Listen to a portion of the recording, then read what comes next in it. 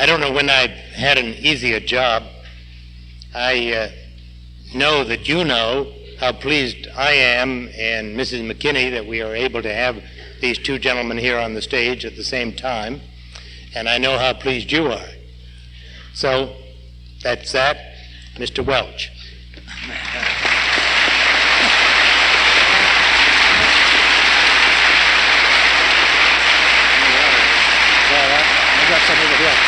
I've got some if you want it.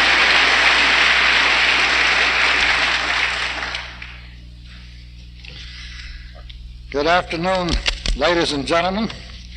That is the second best introduction I ever had. The best one, and I'm afraid when you get my age you repeat your stories, so much. So I'm afraid most of you may have heard it, but the best one was by a good citizen of Milwaukee, which makes it appropriate here in a way, who said, "Ladies and gentlemen, I have promised to introduce Mr. Robert Welch, who will speak to you. I have now done so, he will now do so." And he sat down. So I like him that way. But I do want to make one complaint to the management. Even before I start, I noticed the little program they've passed out, the shorter form. And my name is not in the original program because nobody knew. See, if this man had known I was going to introduce him, he wouldn't have come. Nobody knew I was going to introduce him until it was too late. But in the one they passed around during the last few days, I see they have me down as the moderator. Well, now, ladies and gentlemen, I'm sure most of you know that I never moderated anything in my life. My tendency is to...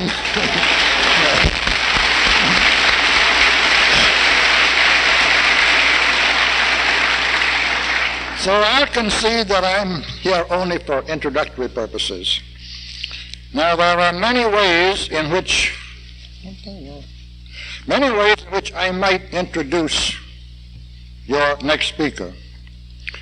The first would be to present him simply as the husband of Mary Schmitz. And that itself would be quite an honor. Mary is not only a very good wife, but a smart one. She says she had sense enough to stay away from the women's lib movement after she'd watched John put out all of the garbage cans on a Monday morning. Now, second, I might introduce our speaker as a distinguished refugee from Milwaukee. Not that there's anything wrong with Milwaukee either, except that some parts of it are full of birches. It's quite an energetic country town. In fact, Milwaukee, under the prodding and guidance of a man named William J. Grady, might have become one of America's great cities by now if everybody had not always regarded it as a rather far-out suburb of Chicago. See, I'm doing this to needle the Milwaukeeans. They don't like that. And even under these circumstances, it has turned out two famous products. They are called Schlitz and Schmitz.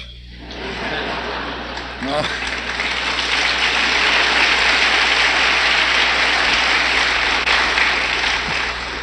one is a convivial bucket of beer, and the other a political buccaneer.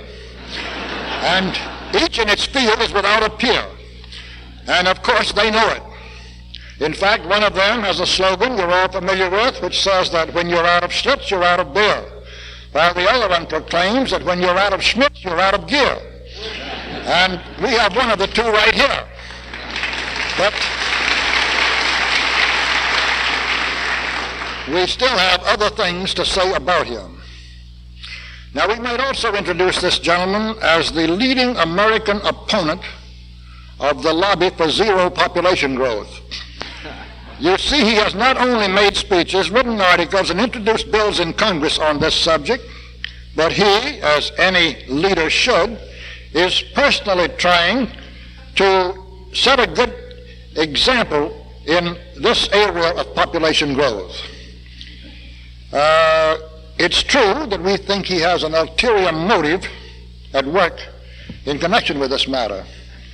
We believe it is his intention in due course to have enough sons and daughters, sons-in-law, daughters-in-law, other in-laws, and their in-laws, so that he can be elected to any office at any time without going outside of the family.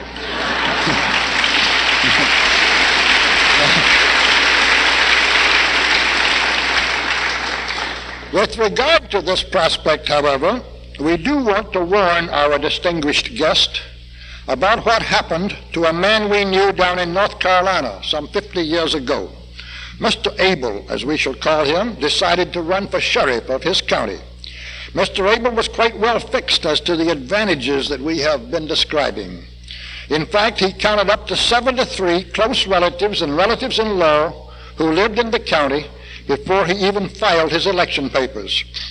But Mr. Abel was a very vigorous man, as you might gather, and he wanted to make sure of winning. So he put on quite an aggressive campaign. This man held all for Abel rallies, put on parades led by a brass band, and made countless speeches from one end of the county to the other. Of course, he insisted that every one of his relatives go out beating the bushes for him. And he kept all of this up until the very last hour. It felt nice to have under his belt those 73 votes of his relatives, but Mr. Abel was taking no chances. Finally, election day came, and when the tally was finished, Mr. Abel, we are sorry to have to tell you, received exactly 2 votes altogether. And then the next morning, which was worse, they arrested him for voting twice. They felt that the circumstantial evidence of his having repeated was overwhelming. So, while we are not saying anything against large families, you understand, we want to warn our friend here that they are not always as dependable political assets as they seem. But much more seriously now, we could introduce our very welcome visitor as the patriotic hero who had the courage and the determination to take on the President of the United States with regard to such visible communist-favoring activities as the President's pilgrimage to Peking, his mission to Moscow, and all of the concessions to the communists that this head of the United States government has been making to our deadliest enemies all over the world. This unwavering patriot, here on my right, that's quite a position to be in, this unwavering patriot and great American has done far more to expose the pro-communist policies of the present administration than any other man in either house of Congress.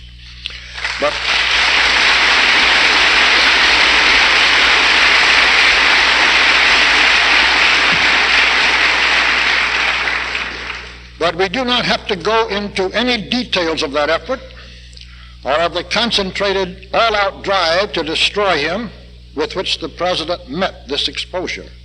For you will find the whole story told, as well as I know how, in a long letter to our truly honorable friend here, which letter fills practically the whole July bulletin. And plentiful copies of that bulletin will be available at one of our booths in the Stenwell room at 6 o'clock this evening. Not before 6 o'clock, let us explain, or at least not until half an hour after General Watts has finished his address later this afternoon. We're not trying to be arbitrary, you understand, and the bulletin is not that important. We just do not want anything we do to interfere with your hearing what the General has to say. But by 6 o'clock anyway, those with sufficient interest will be able to read what I had to write. We hope that it will set a new pace and inspire a whole new mood in our drive to stop the communists, or more accurately, the insiders. For it will show you the almost unbelievable lengths to which they were willing to go in order to silence just one outstanding congressman who was speaking out against them. And that brings up the question of what this whole contest is about. Most of us think of our part in it, of course, as an effort to save our children and even ourselves from living under communist slavery. That is true, and it is an extremely important motivation. But the struggle goes far deeper, because most of us think of it also as a battle between the right and the left, as to which persuasion shall determine the form, the function, and the quantity of government. While those results, my friends, would be only manifestations of the victory of one side or the other, and utilizations by the victors of the power they had achieved. The ultimate effect of a final decision either way in this conflict will be far more fundamental to the future of the human race for probably 1,000 years, and possibly forever. This is not merely a contemporary war between the right and the left, as the left would have you believe, but the most serious visible confrontation so far in human history between the right and the wrong, between truth and falsehood, between freedom and tyranny, between compassion and cruelty, between light and darkness, between hope and despair, between the dignified manhood of individualism and the degrading beasthood of collectivism, between love and hate as the basic inspiration for men's actions, and, quite literally, between all that is good and all that is evil in both environment and the conduct of human life. The struggle has gone on for a long time. Even without putting the conflict in theological terms, it has been continuous throughout all of man's recorded history. There have been long recurrent stretches when it did seem, to paraphrase James Russell Lowell, that right was forever on the scaffold and wrong forever on the throne. And there have been plenty of temporary and regional conspiracies since long before the days of Hammurabi to make organized use of the evil tendencies in man's nature for the benefit of the conspirators. But never before have good men had to face such a powerful, all-perpetuating, long experience, deeply entrenched and ruthlessly ambitious worldwide conspiracy on the side of evil, or one that so brazenly, continuously, and ruthlessly appealed to and utilized every tendency of human beings to depravity, licentiousness, and crime. It is our enemies who, from the very beginning of their movement several generations ago, have consciously, deliberately, and unceasingly made evil of every kind not only the tool, but also the aim of their program. This is the fundamental fact which we must thoroughly recognize. And we touch so hastily and superficially on this immense subject today only because we are introducing a man who does realize that morality sees further than intellect, and that what is immoral is necessarily unwise. He believed that Nixon's pilgrimage to Peking should be condemned, not just because it was a political play of the left to undermine the right, but more basically because it was morally wrong. He believes, as we do, that you can apply this criterion quite safely to everything Nixon has done to advance the left since the day he was elected to the presidency in 1968. And the only point we are trying to make is that we have here a man of the right as against the left, which has now become so dominant in the Republican Party, but that he is far more a man of the right as against the wrong, which has already gone so far to destroy all sound values in the whole conduct of and environment for human life. When we come, therefore, to the real introduction of this young Lochinvar out of the West, our task is a pleasure and an honor to perform, for we simply wish to show our appreciation of and confidence in his courage, his ability, his determination, and his dedication to the right by identifying him on this occasion as the wearer of still another hat. Still another hat. So I take great pride in presenting to you, my friends, the newest member of the Council of the John Birch Society, and a man whom you're going to hear a great deal more about in the future, the Honorable John G. Schmitz. Thank you. Thank you very much.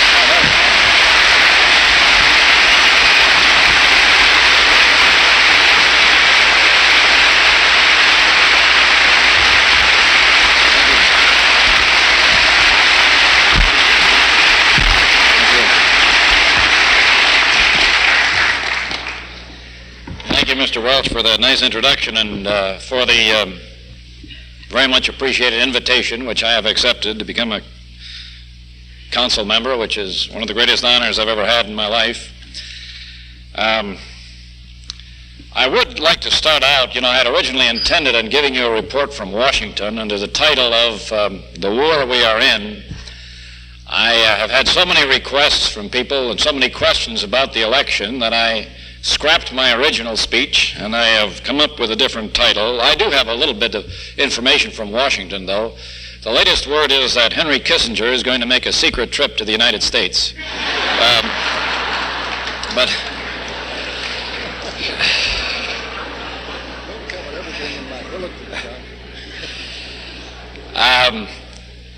at any rate, I have scrapped the original title. I have come up with a new one. My original thought was to entitle it My Struggle, but Gary Allen threatened to translate it into the German and publish it.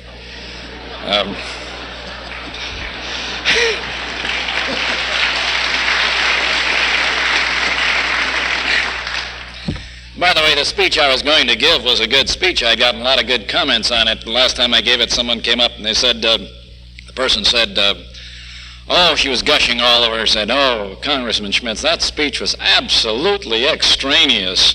And I looked at her. I looked at this Mrs. Malaprop, and I said, yes. I said, I think I've had so many good comments on it that I'm thinking of publishing it posthumously. And she looked at me without batting an eyelash and she said, "Oh, the sooner the better."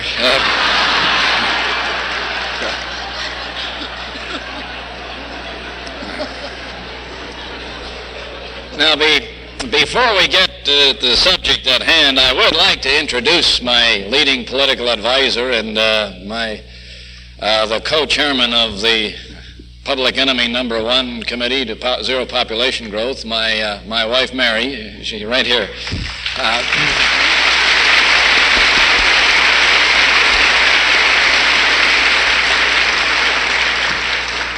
I don't know how many of my 7 children are here, but with those who are here, stand up.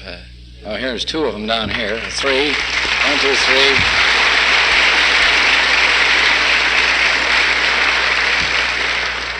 I mean, my teenage boys won't even come to hear their dad speak. I don't see. Oh, there. Oh, I see. There. Okay. That's.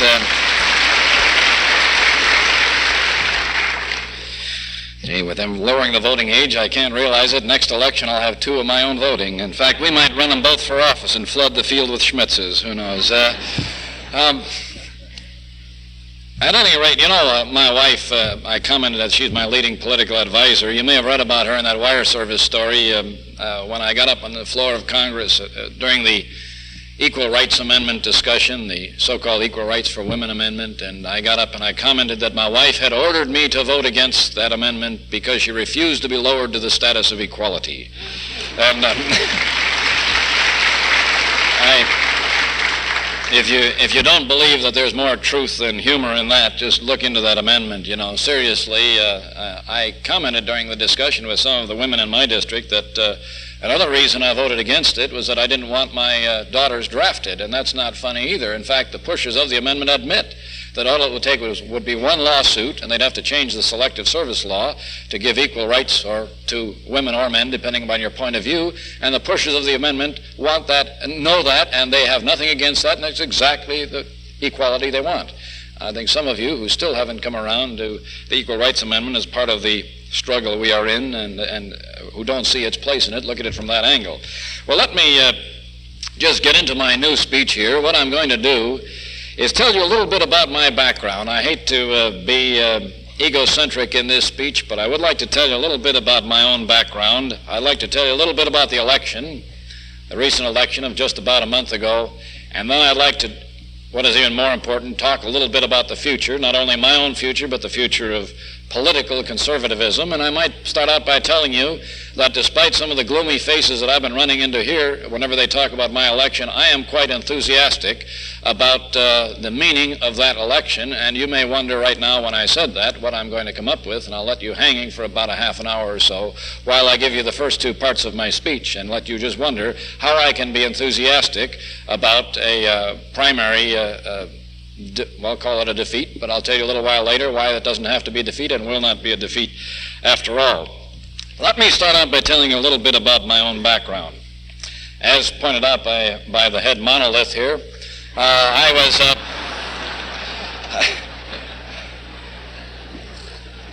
was born in Milwaukee, Wisconsin, and in one of those typical German-American families in Milwaukee.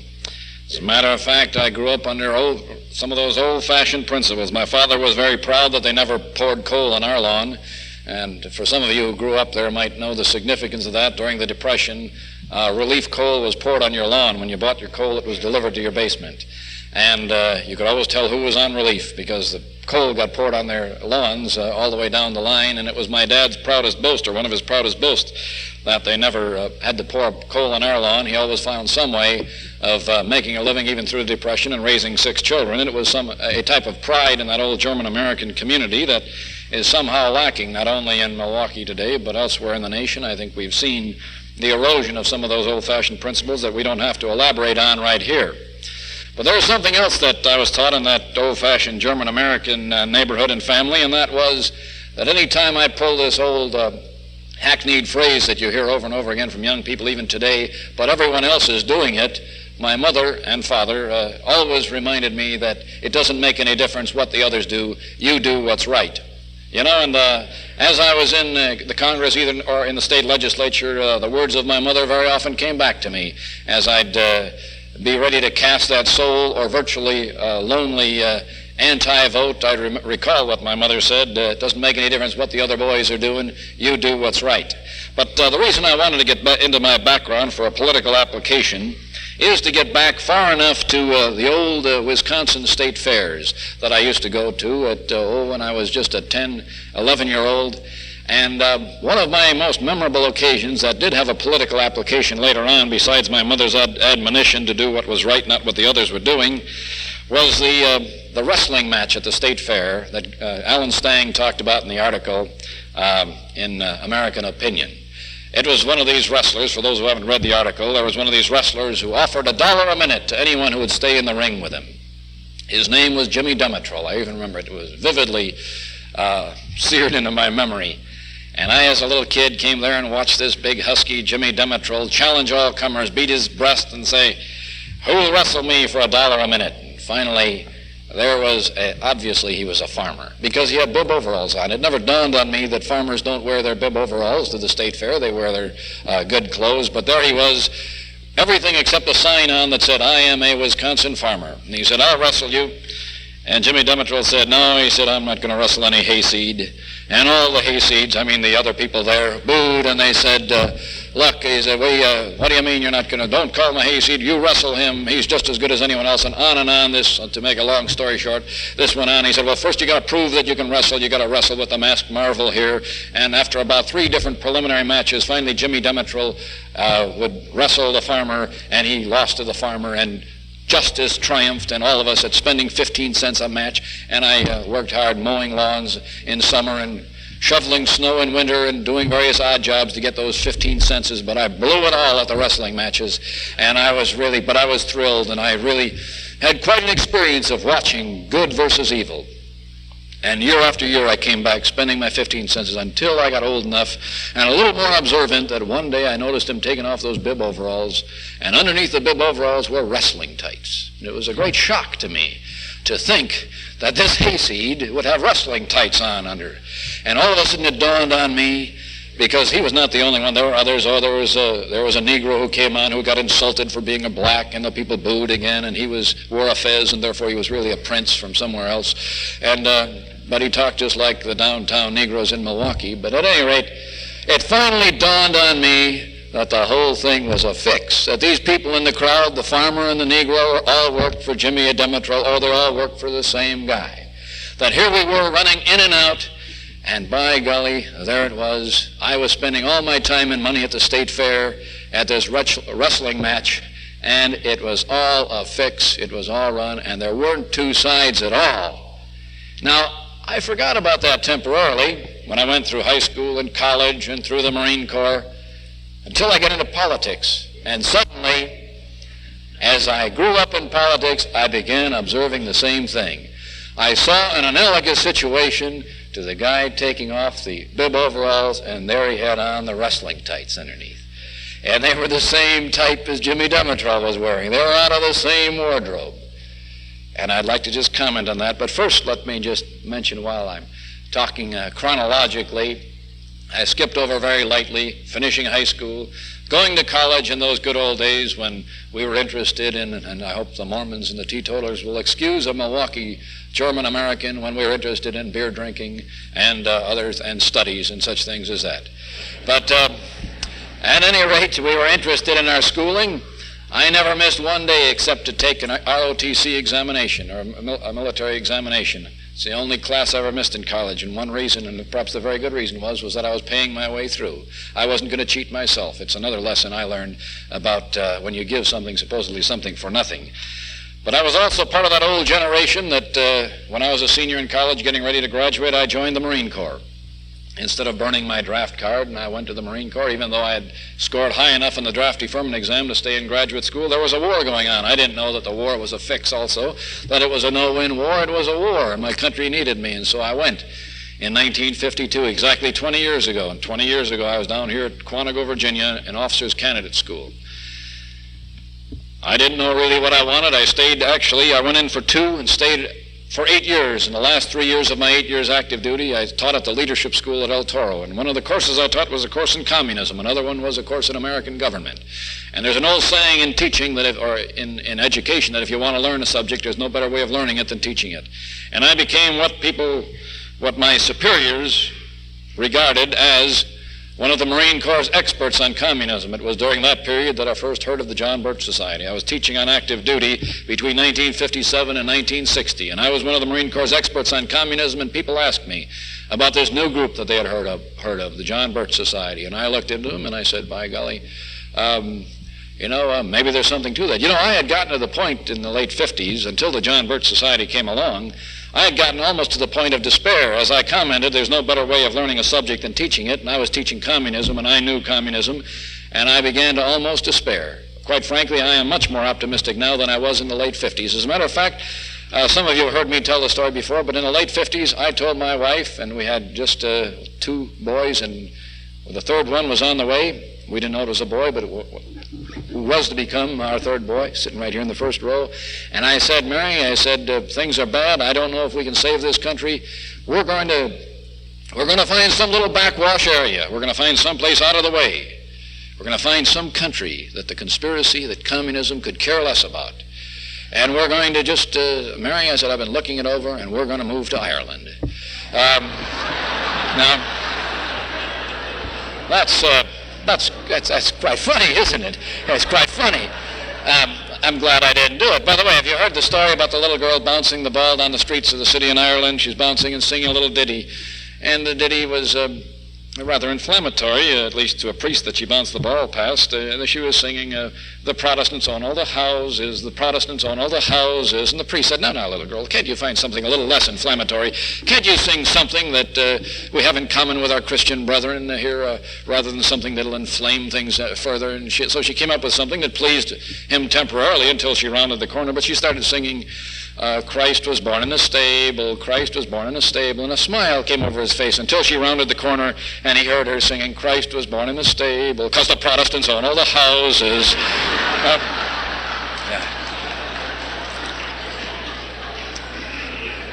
Well, the point is, chronologically speaking, I did not flee to Ireland, or Australia, nor Switzerland, or the Algarve, or any of these places. I decided that perhaps the real battle was going to be in our schools. I saw what was coming, so I got out and I started teaching college. I was a member of a real minority group there, a conservative college political science instructor. In fact, it was during that period that I joined the John Birch Society, and I became a member of an even more unique minority group, a conservative political science college instructor and philosophy instructor who was a member of the John Birch Society. And that was in 1963. I joined just 2 weeks before President Kennedy was shot, and I thought I was just in time to get lynched until they found Lee Harvey Oswald. I tell you, as many of you remember those days if you were in the society that long. I did forget one part of my background before I get into this period. In my youth, back in high school, I passed through my socialist period. Everyone, I think, has a socialist period. Mine was when I was a sophomore in high school, and it lasted perhaps a half a semester or 2 months, and I think that's a sign of real maturity as to how early and how soon you move through your socialist period. And the reason I bring this up here is because in listening to Taylor Caldwell yesterday, it reminded me of something very wise that she passed on. It was during a period when we were following the lead of all the former communists who had now turned conservative. I think she was specifically referring to the group out of the National Review, but you could apply this to political leaders everywhere. And she brought out a good point. She said, what about those of us who never fell for it in the first place? Should we not be regarded more highly as leaders? Now, it's something to keep in mind, and I want you to keep that in mind when I tell you some political stories later. Because we've got a lot of political leaders who used to be liberals, or used to be real ultra-liberals, and talk about their liberal background. And I'd like to just tell you, what about some of us who were never fooled in the first place, or if we were fooled, it was when we were 13 years old for a couple of months as a sophomore in high school. I wanted to bring that out now chronologically before I get into my own political life, which starts soon after I started teaching, getting out of the Marine Corps and teaching. Because in 1963, I had become active in the Republican Party, and I had been a Republican all my life. In fact, the first political campaign I worked in was 1952. Prior to going into the Marine Corps, I worked in the primary for Robert Taft, and prior to that I had worked for a couple of Taft people. In fact, back in that was the first presidential campaign I worked in. I had worked in 48 and 50 in campaigns for a local candidate who was a Taft Republican. For those of you from Wisconsin, you might remember Wally Merton, a state assemblyman and state senator.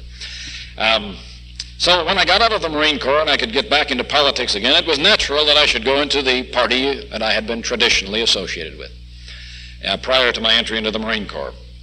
So I got active and became county chairman of the California Republican Assembly in the most Republican county in the largest state of the Union, and the second largest county, Orange County, California. The California Republican Assembly was the largest statewide pre-primary endorsing group in the Republican Party.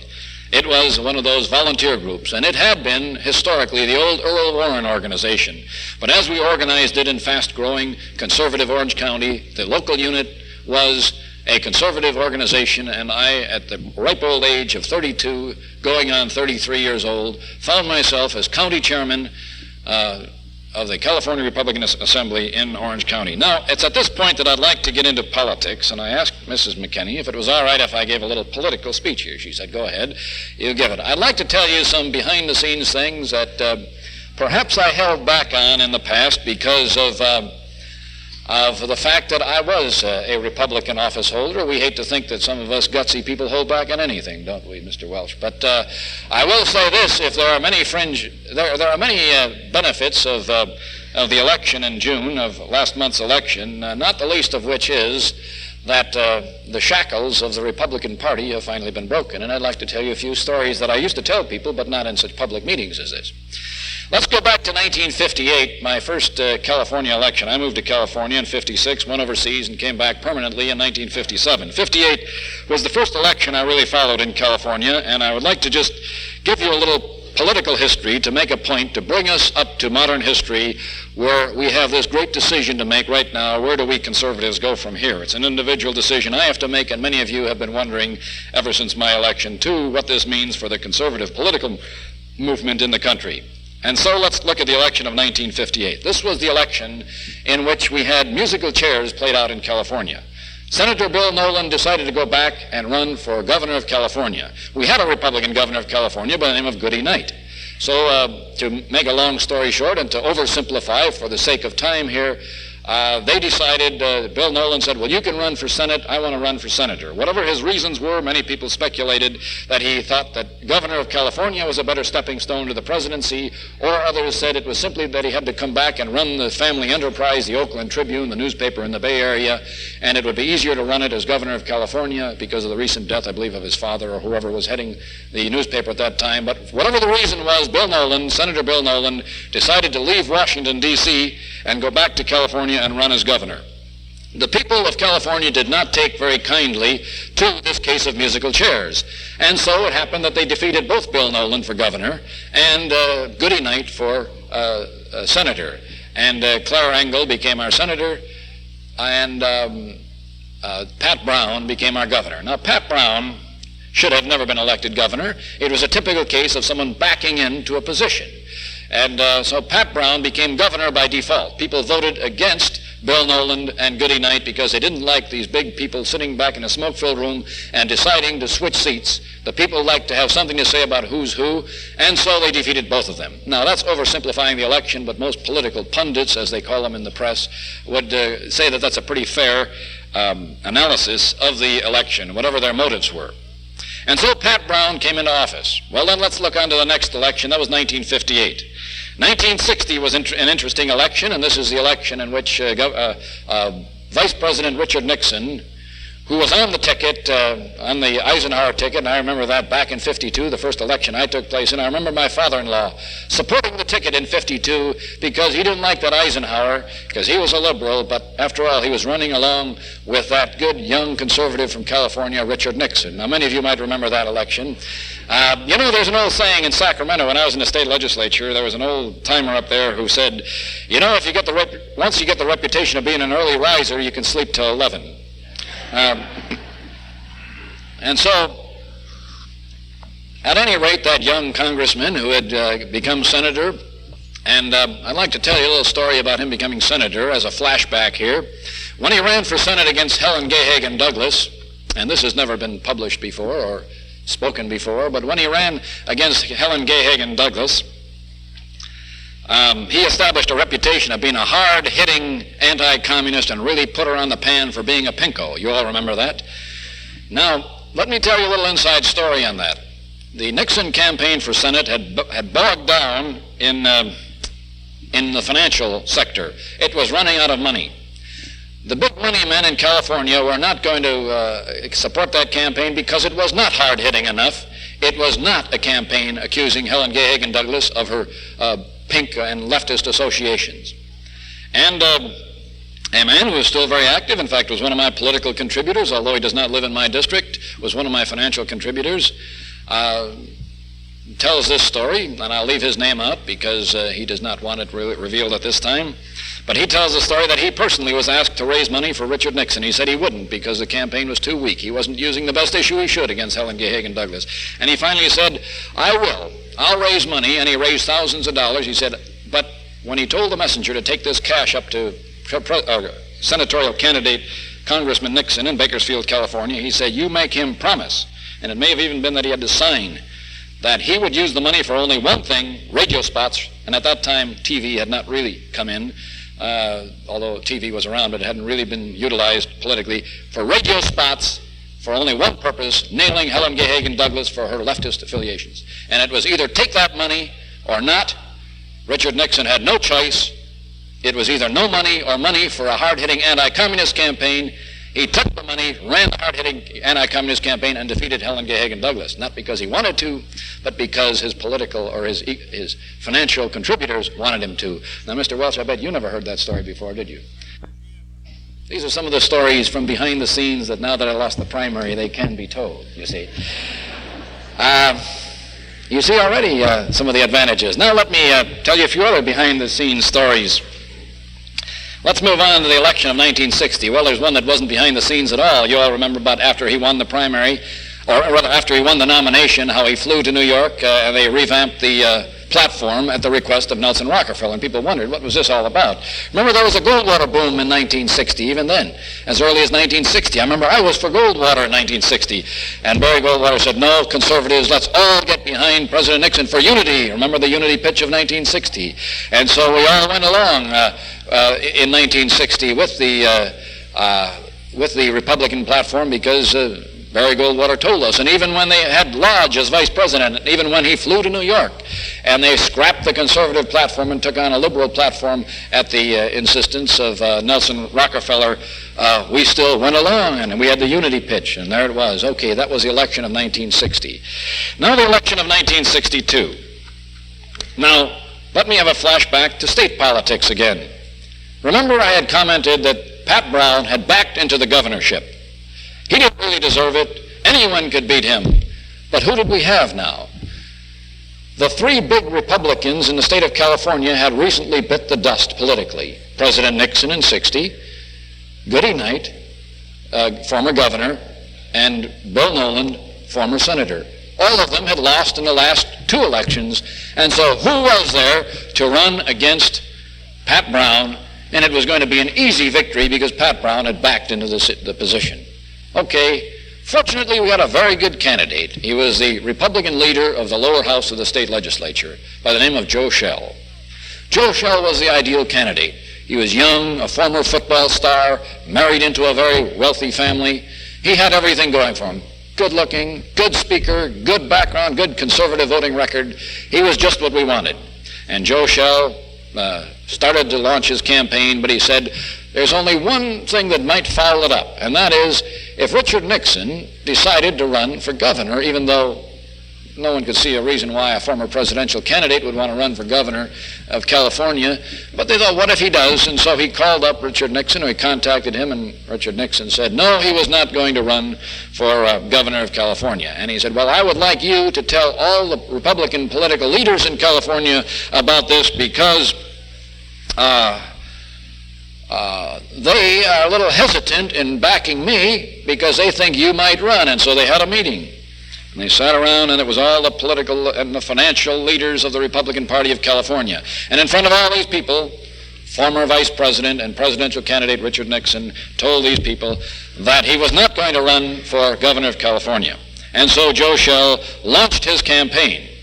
Now, follow this sequence. He then gets a call from Nelson Rockefeller. You see, this is 1962. Whoever is the titular head of the Republican Party of California, namely the governor, or a defeated gubernatorial candidate, win or lose, Joe Schell is going to be the titular head of the Republican Party of California, and therefore the leader of the Republican delegation to the 64 convention. And so it wasn't strange that Joe Schell, having a clear shot at the Republican nomination, and by all pundits' prognostications, would have an easy job of defeating Governor Pat Brown. And so he gets a call from Nelson Rockefeller. And Nelson Rockefeller asks, who are you going to support? Whom are you going to support? At the 64 convention. And Joe Schell, being an honest conservative politician, as nicely as he could, said, I don't know, but not you, Rocky, you're too liberal for me. And so it was after that. Joe Schell, you see, has wised up very much since then, and I think Joe Schell will be a good ally of ours. He realizes now what he was up against. He didn't realize it then. He didn't realize the nature of his opposition.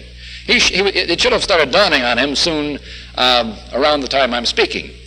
At any rate, he got a call then, a little while later, not from Nixon's office, but from Rockefeller's office, notifying him that former Vice President Richard Nixon is going to run for governor of California.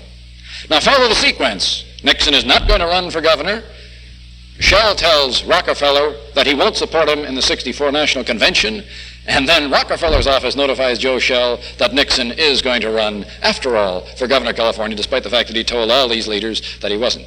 And so, for those of you who were Californians, you remember this ancient history now, the 62 campaign, in which now President Richard Nixon did not run against Pat Brown at all. In fact, the Las Vegas odds had this, that there was only, according to the Las Vegas odds, there was only one person who could beat Joe Schell, and that was Richard Nixon in the primary. But in the general election, Richard Nixon could not beat Pat Brown, according to the odds makers in Las Vegas, but Joe Schell could. This was very interesting, and yet Richard Nixon came in and did not run against Pat Brown at all, but ran against, guess who? The John Birch Society. That was 1962. As a matter of fact, that's when I joined the John Birch Society in the aftermath of that campaign. I was a Birch sympathizer. In fact, my wife said it's all right to tell you folks that at the time I was sleeping with one, a Bircher.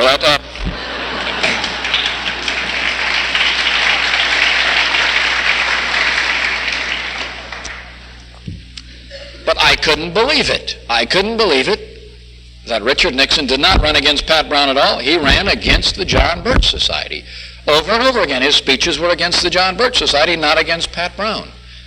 And so it wasn't too surprising that Richard Nixon lost the election. He beat Joe Schell, but lost the election in the general election of 1962. And in retrospect, I suppose it shouldn't be too surprising that after he lost the 62 election, he left California and went to New York and got a retainer as a member of the Rockefeller law firm. And he stayed in a Rockefeller apartment. And he spent the next years stumping the country in preparation for his comeback, which was not to be 1964 because no one could beat the ghost of John Kennedy in 1964. And I was at the Car Palace. Let's move on to the next election. And this is where I began to get active in politics. After the 62 campaign, I became very active in politics and as a young man joined the California Republican Assembly to become its chairman. I became its chairman in 63, and then we entered the 64 campaign.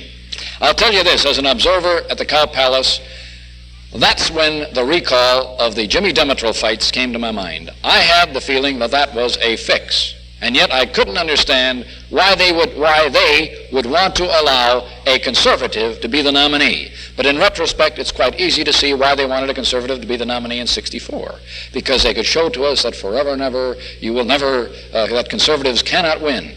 And no one could have defeated the ghost of John Kennedy in 64. But I'm getting ahead of the game. I'm getting ahead of the game here because I want to give you a sub-theme on this general political theme that I'm talking about here. Because over the years, there had been a personality in California politics by the name of Caspar Weinberger. You'll read about him in the current issue of, the next issue of Review of the News. As a matter of fact, I had a preview edition here that has now slipped my possession here. But back in 1956, the People's World, the communist West Coast newspaper, had something to say. Is that the press leaving? Oh, got a lot more goodies, fellas. In 1956, the Caspar Weinberger was listed or was written about in the People's World, the communist West Coast newspaper, as a man on the come. He was really the coming thing. He really knew how to operate. You know, when a communist newspaper says you're a man, a coming up politician, it shouldn't surprise anyone that that person continues to rise in office. Now, I'd like to tell you the intertwining political careers of Caspar Weinberger and John Schmitz. Caspar Weinberger was a former assemblyman, ran for a statewide position and was defeated in a primary. I believe it was a primary it was either 1958 or 1962. I believe it was the latter. He was defeated in 1962, so went out of the state assembly, but in 1964 came back in the primaries as Rockefeller's man in California. He led the Rockefeller forces and was, for all practical purposes, if not in name, the head of the Rockefeller forces as Rockefeller sought the Republican primary in California in 1964. At this time, as I pointed out, I had achieved the position of county chairman of the largest pre-primary endorsing group in Orange County, California, and led the largest Goldwater delegation up to our state convention in Fresno, California. And I really had my baptism of fire, and if I might pat myself on the back, was very instrumental in wresting that statewide organization from the old Earl Warren organization, taking it over for Goldwater and endorsing Goldwater, which has generally been given credit as breaking the back of the Rockefeller movement in California in 1964. And at that time, we broke the back of the Rockefeller. As you know, Goldwater won the nomination. I just wanted to point this out that I was in the thick of it, leading the largest delegation there. And I wanted to tell you that I was in the thick of it, leading the large delegation, because as one of the generals, or at least colonels, in this operation, I had an opportunity to really see the enemy firsthand, and the leading general of the other side I know to be Caspar Weinberger. Well, we beat him. We beat him in 64. Now, that's not the story, though. Comes 1966. Joe Schell is going to run again. He got beat out by Nixon in 62. But Joe Schell was not dead by a long shot, and so once more the Joe Schell machine starts to roll to be governor and take this governorship away from Pat Brown. But there's another star on the horizon. On the eve of Goldwater's defeat, the speech was given on TV, and highlighted into prominence like a shooting star was a former liberal movie star by the name of Ronald Reagan, now become conservative. And so Ronald Reagan just blew the opposition aside, and once more Joe Schell is left standing in the wake. But this time we have a conservative candidate for governor. And the conservative candidate won in 1966. At this time he was opposed by the liberal George Christopher, mayor of San Francisco. George Christopher at this time was closely allied with, and one of the big cogs in his campaign was, you guessed it, Caspar Weinberger. So for the second election in a row, in fact the third election in a row, once he was defeated himself, 62, when he ran for in the primary, 64 he was defeated with Rockefeller, and in 66 defeated with George Christopher. So Governor Reagan, Ronald Reagan, won the governorship of California. At that time, some of us went to him and said, Governor, because I'm in the state legislature now, having been elected in 1964, 2 years earlier. By the way, when I went up to Sacramento, I don't like to go on tangents here because it loses the thread of the thought. But when I went up in 64 after winning my election to the state legislature, to the state senate in 64, one of the first people I visited when I went up there was Dr. Max Rafferty, who had been elected in 62. And he's a master wordsmith. I walked into his office, he didn't know I was coming, and I walked in and he said to me, he says, well, John, he said, glad to have you up here in Sacramento. For many reasons, I'm glad to have you up here in Sacramento for many reasons, not the least of which is that your presence, by multiplying the targets, diffuses the arrows. Now, it's not a bad line, is it? Okay, getting back to the election of Governor Ronald Reagan 2 years after that. A few of us go to Governor Reagan, we say, Governor, even before he was sworn in, we said, you know, poor Joe Schell, he got aced out by Nixon in 62, and he now didn't get it in 66. Don't you think that in view of his toiling in the vineyards for our cause, Governor, or Governor-elect, that he gets the highest appointment in the state today as Director of Finance? And Ronald Reagan said, no, there are two people that I cannot appoint Director of Finance. One represents the liberal wing of the party and one represents the conservative wing of the party. For unity's sake, we have to have someone who is acceptable to all sides. He said, the two people I cannot appoint are the leader of the conservatives, Joe Schell, and the leader of the liberals, Caspar Weinberger. So he appointed a fellow by the name of Gordon Smith. And for a year, Gordon Smith served as Director of Finance. And then after that, he resigned. And guess who was then appointed Director of Finance after a year? Yes, you guessed it, Caspar Weinberger. Now, okay, that was in 1967. Now 1968. It's the presidential election, and President Nixon is elected president.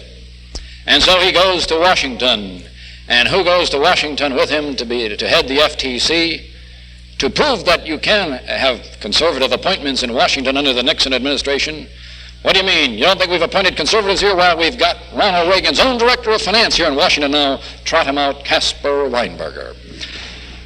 Caspar Weinberger went from FTC to assistant to George Schultz at the Office of Management and Budget, and when Schultz went up to Treasury, when Connolly resigned, who is now head of OMB, regarded as one of the top 3 positions in Washington, none other than Rockefeller's man in California, the fellow that I kept beating every time we faced him, but Caspar Weinberger.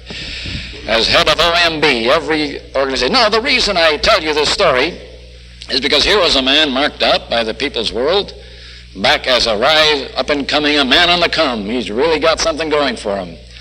It wasn't winning elections, folks, that he had going for him, because we kept beating him.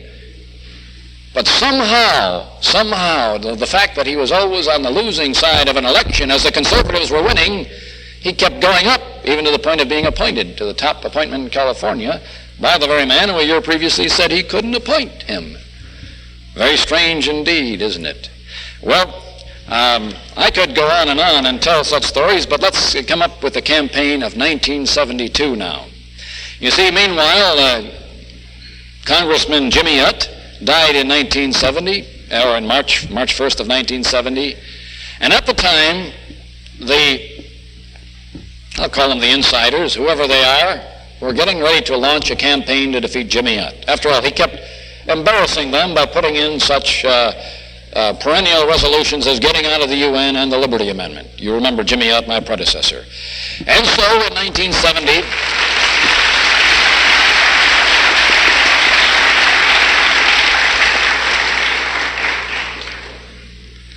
In 1970, there was a move to defeat Jimmy Yutt, and a candidate filed against him. And this candidate allegedly had a lot of money behind him, and they were going out to get Jimmy Yutt. But before filing closed in 1970, after a candidate had filed against him, but before filing closed, Jimmy Yutt died Sunday morning going to church and died almost instantly, just dropped dead. At that time, I had to make a quick decision. Little Philip was already 1 week overdue, and that was number 7. But I made the decision anyway, and I made the decision to run for Jimmy Yutt's seat in Congress. I felt he had to be replaced by someone at least as conservative, or it would be blunting the spear of the conservative movement in Washington, D.C. And so I ran, and this threw them off kilter, because they had arranged a campaign, or they were setting up to run against Jimmy Yutt, and they tried to get another candidate in the race, and decided at the last minute to give up on taking that seat. They would see how John Schmitz did in Washington, D.C. After all, maybe he would be different when he went to Washington than he was in Sacramento. They should have known better. And so they gave up on running against me in 1970 and bided their time until 1972. Now we get to the election of 1972. There were a few names that I did not weave into this little political story of my own political background, such as the person that I beat in 1964 for the state Senate seat. He had been a former 6-year assemblyman by the name of Bruce Sumner, and he was running now for the Senate seat, and I also ran and, of course, beat him. At that time, one of his leading backers in Orange County was the former National Committee woman from California in the early 60s, appointed by the candidate at that time, Richard Nixon, was a woman by the name of Pat Hitt. Now, Pat Hitt, in 1966, was Robert Finch's Southern California chairman. Now, in 1972, in this election, my opponent started out his speeches in his campaign by saying, "Why am I running for Congress?" And he would say, "I am running because I was called to Washington by Pat and Bob Hitt, and they told me that people in Washington didn't get along with John Schmitz. He was, have you ever heard this word, ineffective politician.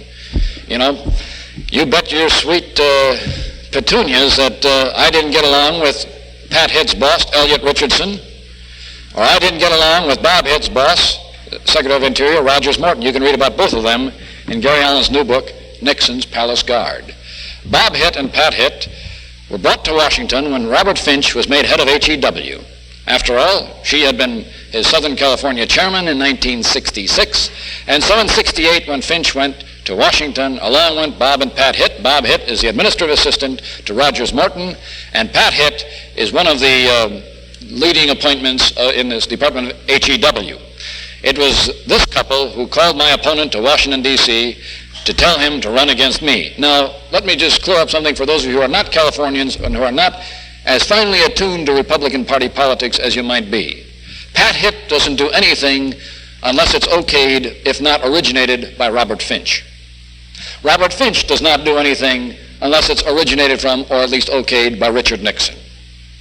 My opposition in 1972 came straight out of the White House, even if indirectly through the office of Pat Hitt, who would not be in Washington if it would not be for Robert Finch, who, of course, is sometimes regarded as the domestic Kissinger.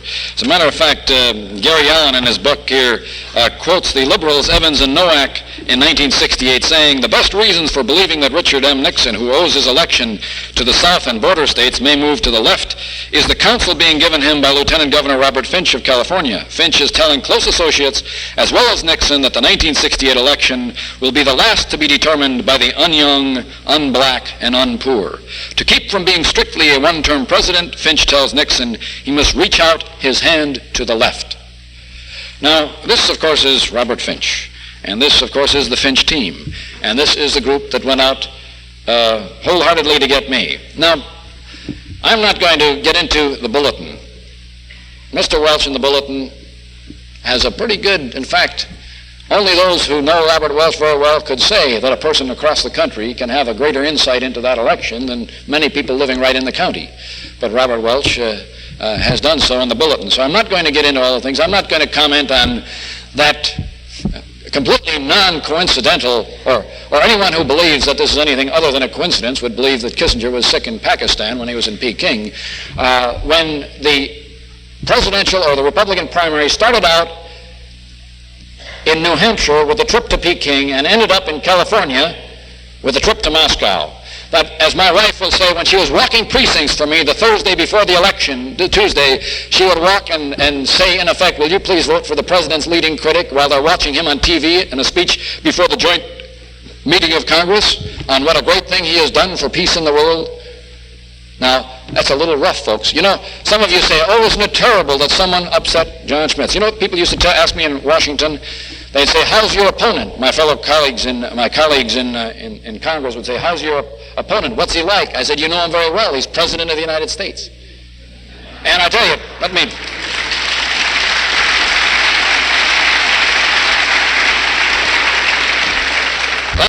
tell you this. Some of you are disillusioned or discouraged or disappointed that I lost that primary.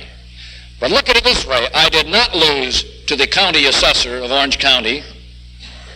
I lost to the President of the United States. And the fact that it was as close as it was really, now don't get me wrong, you know, Red Auerbach says, show me a good loser and I'll show you a loser. But I'm not trying to be a good loser here, but I'm trying to get all of you to look at this in the same manner that I have looked at it. And that is that they took on the guy that was hurting them most as far as elected legislators goes, and they took him on and they turned on everything. And I don't think it's completely paranoid to say that special trip to the joint session of Congress on a Thursday night by helicopter on the return from Moscow couldn't have been staged just for that California primary, specifically that race in Southern California. That and also the announcement on Monday before the election by the pollsters that Nixon and McGovern were running neck and neck, in which case all the people said, oh, we've got to support the president as much as possible, and then mock telegrams arriving the same day from my opponent saying, President Nixon needs your support. Vote for Nixon and Hinshaw, and blah, blah, blah. This is all in the bulletin. I won't go into detail on that, but I'd like to comment on a couple of things that weren't in the bulletin. And I'm not crying about a campaign, but I want to show you how, for those of you who understand the campaign tactics of Murray Chotiner, can see the fine hand of Murray Chotiner in this race. By the way, if I might go off on a tangent here, Gary Allen on the Palace Guard refers to Murray Chotiner in the book. I think he refers to him by saying that however, Chotiner is widely regarded by those who have known and worked with him over the years as an agent of the Anti-Defamation League. Whether he is or isn't, that's how some people regard him, and I wanted to bring that out here because this morning's Boston Globe mentioned that the New England Regional Council of the Anti-Defamation League has blasted this very meeting here because it's pushing Gary Allen's book, None Dare Call It Conspiracy.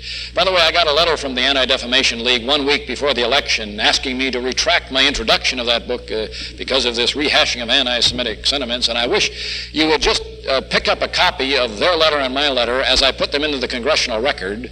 What day was that? I think Colonel Dahl has some of these at his booth out here. It's from the date of Monday, June 19th, in the congressional record. I put their letter and my letter in, and the gist of my letter, the key to it, is quoting from Gary Allen's book. When they criticized me for writing the introduction, I simply quoted this from Gary Allen's book, pages 39 and 40. The Jewish members of the conspiracy have used an organization called the Anti-Defamation League as an instrument to try to convince anyone that any mention of the Rothschilds or their allies is an attack on Jews. In this way, they have stifled almost all honor scholarship on international bankers and have made the subject taboo within universities. Any individual or book exploring this subject is immediately attacked by hundreds of ADL committees all over the country. The ADL has never let truth or logic interfere with its highly professional smear jobs, and so forth. And Of course, it wasn't surprising to me at all when this morning's Globe showed that the ADL has attacked this very meeting here. Get a copy of both these letters as reprinted by Colonel Dow before you leave here. I think they're very interesting. At any rate, I want to tell you a few things about the campaign so that you can see the fine hand of Murray Chotiner in the campaign. Whether he is responsible for these specifics of the campaign or not, I have no way of telling. But one thing that Mr. Welch did not put in the bulletin was the fine axe job by my boss, Gerald Ford of Michigan, during the middle of the campaign in the primary. You see, the worst part of my area as far as votes go was a retirement community known as Laguna Hills Leisure World. This area is over 90% Republican registered. They're all registered to vote because they're all of voting age, and they are all Republican firsters. And Republican first to them means that the head of the party, namely Richard Nixon, can do no wrong, and anyone who doesn't support him 100% of the time had better defend himself. And in fact, I had been chastised by them in 1968 when a reporter asked me who I was supporting for president in 1968, and I gave a rather facetious comment. I said, well, Wallace is too moderate for me, Humphrey's taken a dive, and if I endorse Nixon, he'll just repudiate my endorsement. And it was kind of an offhanded, facetious comment, but they passed a censure against me for not supporting President Nixon in 1968. Well, at any rate, this club had brought in Gerald Ford, who was going to speak on behalf of the president. All the newspapers in the area built this up as Gerald Ford coming in to undercut Congressman Schmitz. And I took these headlined stories to Gerald Ford, and I said, look, Jerry, isn't this silly? They say you're coming into my district to axe me. Isn't that silly? Now, I was going to Taipei at the time, so I couldn't be there at his speech. It was that time of my Taipei trip. So I said, now I'm going to Taipei. I can't introduce you as we usually do when a leader comes into our area, but I'm sure that you'll take care of this one. He says, don't worry, John, I'll take care of you. And believe me, he did, folks. Believe me, he did. And I won't go into all the details on it, but man, I tell you, I heard the tape, and I asked him to, assure the people that he wasn't coming in to axe me, and so here's the way he did it. He said the president himself has passed on his personal regards to you folks here and wanted them to know how that he was thinking about you and wanted me to pass on his regards to you. A big applause. The president himself told Gerald Ford that he was thinking of them. And then he went on down the line. The head of the conference, the Republican conference, John Anderson of Illinois, has passed on his regards. Sam Devine of Ohio, the secretary of the conference, has passed on his regards. And all of them went out of their way to say, Jerry, you're speaking to Laguna Hills Leisure World Republican Club. It's the biggest club in the state. There were over 1,000 members there for a speech. 15% of my voters were in that one retirement community. And this was the big speech. Anyway, he went on down the line reading a litany. John Rhodes, head of the policy committee, H. Allen Smith, ranking Republican on the rules committee, and on down the line, and they all went out of their way to pass on the regards. And he said, and then I was walking down the hall the other day and ran into your own congressman, John Schmitz, and he said to say hello to you too, or words to that effect. And that's how he took care of me and why I wasn't there. And then gave a great pro-Nixon speech. And, when I heard a tape of the speech, I felt I was laying there with a lance through me, and I didn't know if I should be mad or appreciate the finesse by which he took care of me. Jerry, great shot, Jerry. Great. Oh, man. I could go into that and tell about, but that's crying over spilled milk, and the type of things that were used against me, or the lowest I've ever seen in politics. Would you believe that despite all I've done for the POWs, and the POW organizations know this, that an MIA wife working in and I won't go into the relationship with my opponent, she was working in his office and came up with duping a couple of her fellow suffering POW MIA wives into picketing my campaign office.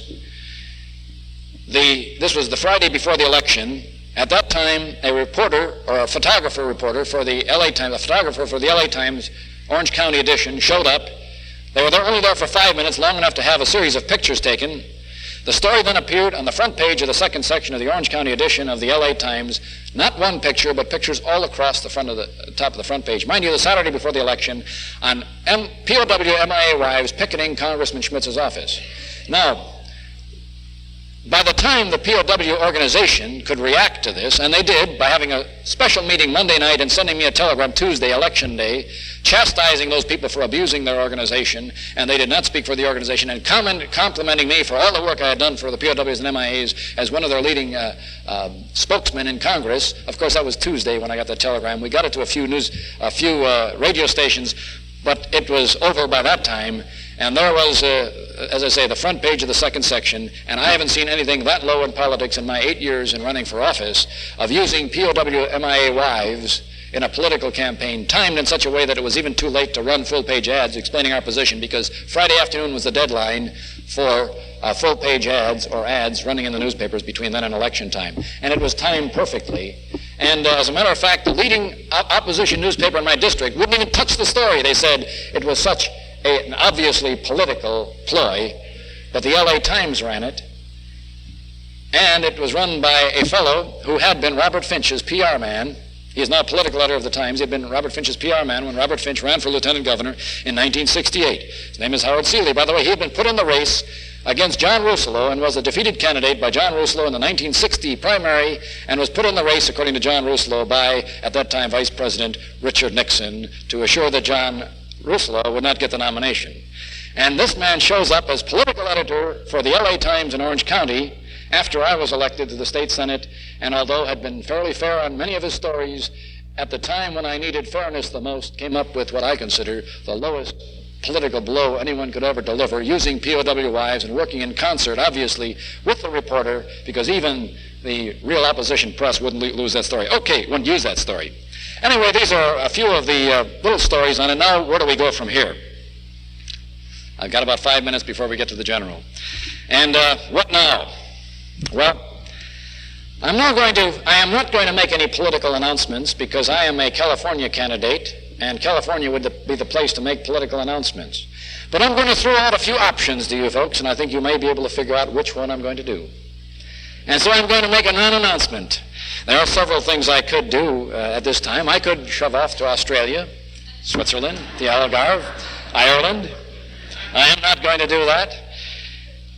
Some people have asked me, are you going to run as an independent? According to state law, I cannot run as an independent, because I ran in one of the other party's primaries.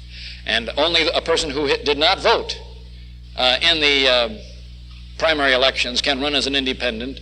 And as far as the American Independent Party goes, I cannot run in theirs because I ran in another party's primary.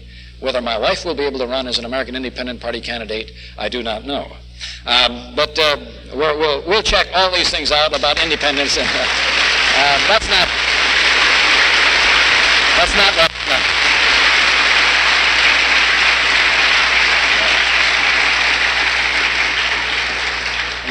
That's just one of the options, and that's one that we're just checking out right now. I can run as a write-in campaign, and I know there are a lot of Democrats who would be glad to vote for me. Write-in campaigns are always a long shot, and this is definitely a possibility, either alone or in concert with other moves that I am about to tell you. There is another one that I might do, and please hold yourself on this one. I can go back and be a good Republican. And I can say, gee, folks, I'm kind of sorry, and go back and mend fences and so forth, and go back and get active in the Republican Party again. Or I can be a good Marine. And we were taught that when you're under fire and you're under attack, what you do is you assault. Now, how do you assault? Now, mind you, I'm not making a political announcement here, but I was not defeated by my constituents. I was defeated by the Republican Party. I was defeated because I was not a good Republican. Now, keeping this in mind, how do you assault?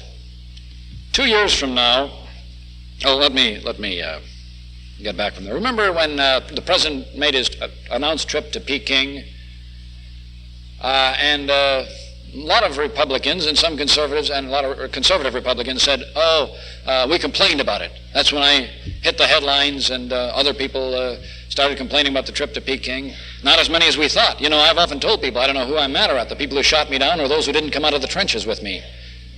Did you ever think of that? You know, come on, gang, the president's going to Peking. Let's get him. Come on, gang. Gang. Fellas. Gang. Ron. Barry. Fellas. They didn't come out of the trenches. They were being good Republicans, weren't they?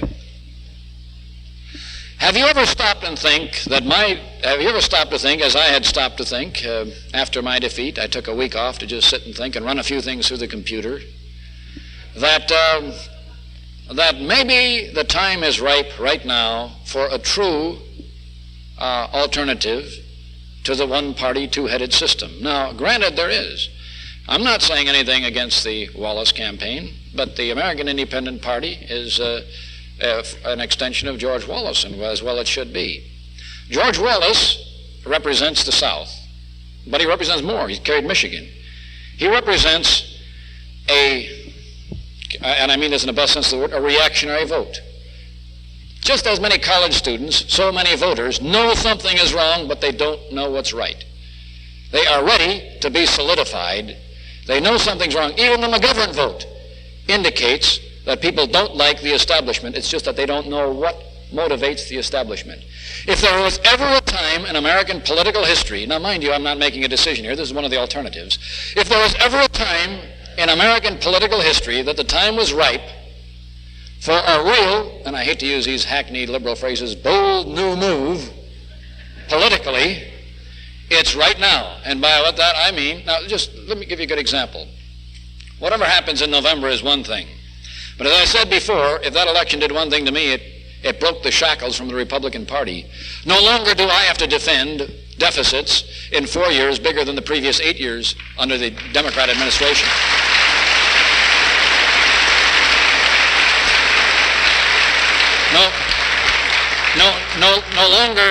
No longer do I have to, and I haven't been defending these things anymore. I never did defend that, but no longer do I have to belong to a party that has to defend the guaranteed annual wage. No longer do I have to belong to a party that has to point with pride when we do something that we used to view with alarm when the other party did it. Now, I am not announcing that I'm just saying this is one of my alternatives, that at the proper time and place, I wouldn't be surprised if there would be such an announcement. But let me look at this. In 1974, let us look at this. In 1974, Alan Cranston comes up for re-election to the U.S. Senate in California. And guess who's clearing his way to be the Republican nominee? Yes, the author of, or the instigator of the Child Development Act and the Guaranteed Annual Wage Bill when he was head of HEW, none other than the boss of the woman who ordered my opponent to run against and defeat me and undoubtedly help raise the funds, none other than Robert Finch. Now, what if there was an election in California of Robert Finch versus Alan Cranston? Wouldn't that be the ideal time and the ideal setting for a truly alternate party to come through with a candidate to run against them? And wouldn't this be a distinct possibility to start a wave that could sweep the country? And wouldn't it be ideal this time if George Wallace does not get the Democrat nomination, and how many of us think he will? If they throw people like Richard Daley out of the Democrat Party? Who is it that should lead conservative Republicans out of the Republican Party and to join up with someone leading Democrats out of the Democrat Party, such as George Wallace, and perhaps even capitalize on some of those northern Democrats disillusioned by the fact that even such a good old American type as Mayor Daley gets kicked out of the Democrat Party? Now you're sitting there wondering, what about this? What about this? You've all been disillusioned that John Schmitz has been defeated in his attempt to get his primaries nomination, or the primary nomination in his congressional district. What is happening in America is a lot bigger than one congressional district. After running things through the computer for a week, I am convinced that that defeat could prove to a lot of people in this country, I can't really say I'm convinced. I may be convinced later when it's time and place to make this announcement, not in Boston, out of my district. But I could very well become convinced that we are right now in a political crisis in the United States.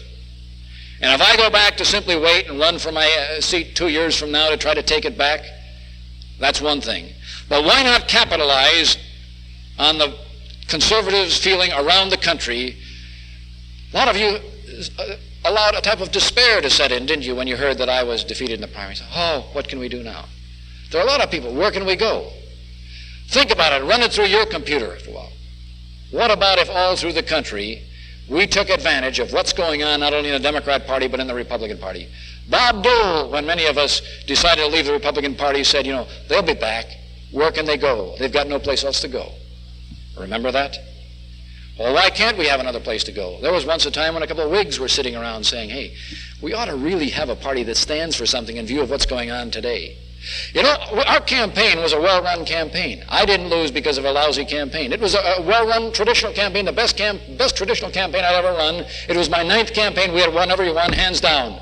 But there was something wrong. There was something wrong here. The opposition was different because now I got fingered right from the big boys, and they said, go get them.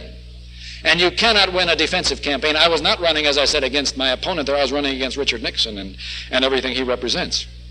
And there's only one way to run against the big boys, and that's to attack, to assault.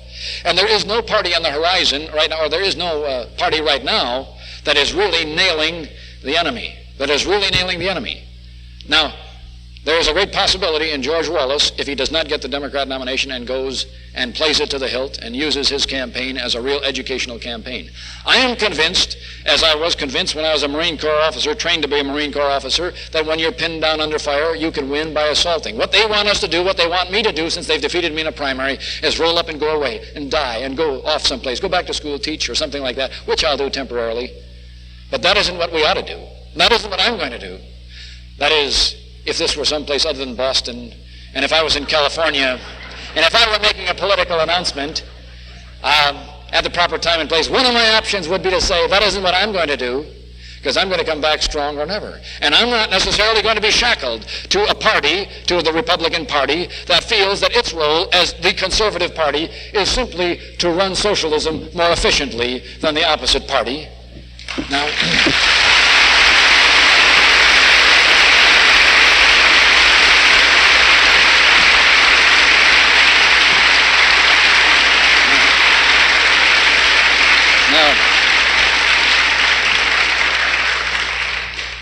Now, I'm not going to go into detail on all these things that I might do and might announce at a certain time. Mr. Welch announced that I was a young Lochinvar come out of the West. You know, I went to an old-fashioned high school. I had to memorize that one. And, you know, we have only one weapon, truth. This is what Mr. Welch has said. Let's call it a broadsword. Now remember that poem, young Lochinvar has come out of the West. Through all the wide border his steed was the best. He rode all unarmed and he rode all alone, and save his good broadsword he weapon had none. And really, save his good broadsword, which is truth, he weapon had none, that's all we need. We've got the truth on our side, and if we don't allow ourselves to be shackled by the old two-party system, which are just two heads of one party, and let's capitalize on what George Wallace has been doing. Let's capitalize on even on what McGovern has been doing and what's been happening to Daley and what has happened in the Republican Party to me and to John Ashbrook and to anyone who speaks up for the old traditions of the Republican Party. You know, a lot of people are waking up. My colleagues are saying, Nixon fingered you, Nixon did it to you. They're disillusioned. Gaylord Parkinson, for you Californians, know that one time the big man in the party is disillusioned. Why couldn't we get people like that to join in this move, to stand up to give a true opposition, taking truth, not political expediency, and running with it?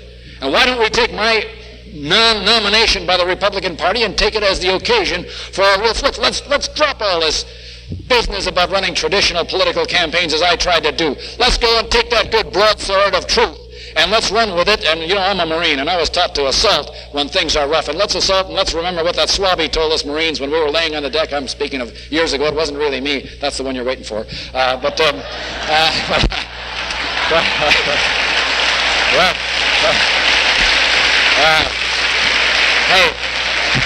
that's my problem. Hey, that's my whole problem. I can't get serious. I was just making a serious point, a very historical point, that this is the time for us to remember historically, we Marines, to remember what that Navy admiral or captain said when it just looked about as if they were elect, and the enemy said, you know, you're ready to strike your cause, you're ready to surrender, and they're asking us that now. Look, we beat John Schmitz. Are you ready to surrender now? You remember what he said, and we all ought to say it right now, and this ought to be the meeting to do it and start it out right here. And I'm willing to be what part I have to be in this movement that we ought to take in the direction we set right now, and I'll do anything that's needed in this area, but we all ought to remember what that Navy leader said. We have not yet begun to fight. Thank you.